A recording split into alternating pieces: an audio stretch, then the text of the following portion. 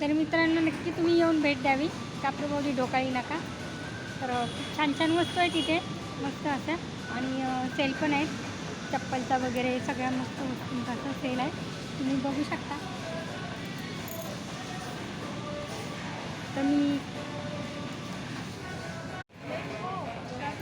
तर तुम्हाला हा मॉल कसा वाटतो येऊन भेट द्या आणि कसं वाटतं ते नक्की कमेंटमध्ये सांगा. लाईक करा, फॉलो करा, शेअर करा, सबस्क्राईब करा. धन्यवाद.